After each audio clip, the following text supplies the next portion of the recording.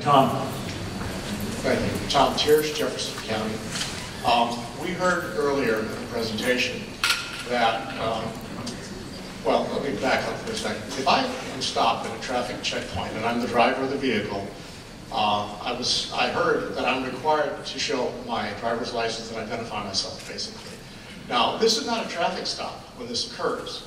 Under Washington law, yes, any Washington state officer has the right to demand that identification, and that's fine. State, and county, and local sheriff. That's fine, but the federal cops? Now, we heard that the federal police have decided to ignore Washington state's constitution with respect to our rights against unreasonable search and seizure. So Tom, you need to So go to the question. how can they be expected to be allowed to demand identification when it's not a traffic stop? Who wants to try this? Are you asking? I understand. As I understand your question, what you're asking is that how, because the Border Patrol stops are not routine traffic stops, how is it that they can be asking for identification of people? Right? Is that your question? Yes. Okay. Would you like to respond to that, Chief? We're asking, once again, it's an immigration checkpoint, okay? And just what I want to tell you is that the immigration checkpoints have been tested all the way up to the Supreme Court now, okay? And we have the ability, the right to, as long as we're checking every vehicle that goes through, once again, these are not random, okay? Every vehicle that goes through, we're talking to the people, we're asking them simple questions. Hello? Can you please tell me what your citizenship is? Are you an American citizen? Are you visiting here? Do you have a green card, an immigration document? Simple questions like that. That's what we ask. If a person says, I'm a United States citizen, and they're the only other person in the vehicle, they're on their way. If there's other people in the vehicle, we will probably ask them also. You know, well, we will ask them also, what is your citizenship? Are you an American citizen?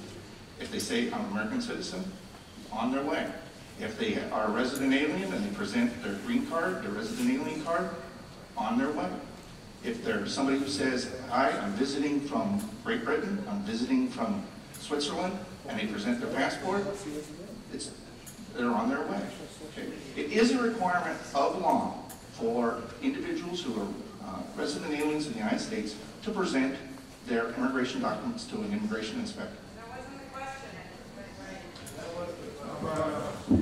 Let's get some, go ahead. Yeah. Hello? Yeah, Chief Bates is correct that the United States Supreme Court, in a case back in 1975 called Martinez-Fuentes, upheld the legality of checkpoints that were in California. One of the differences about those checkpoints from these checkpoints is that these are not permanent checkpoints, and the Ninth Circuit actually has also come out with a case that says that has said that these non-permanent checkpoints are subject to a higher level of scrutiny. And the problem that we have in trying to challenge these checkpoints is that you need a case, you need a live body with somebody who's willing to come forward and say that they're willing to sit in immigration detention while we take their case all the way up to these courts and try and stop this activity. And that's a really hard thing to do. Last week I was just involved in a Ninth Circuit case where we finally won the man's case, and he spent 4 years in immigration detention fighting his case. And so part of the problem is we can debate about the legality of these things. We really believe that that it's questionable, the legality of these things. And again, but it's really difficult to bring a case. And I want to make one other point in the sense that these are federal policies that are being implemented locally. These good folks do live in our communities. They're doing their jobs. And I want to be really clear about the fact that what we need to do if we don't like what's happening is we need to organize and we need to work to change the federal laws and the policies for the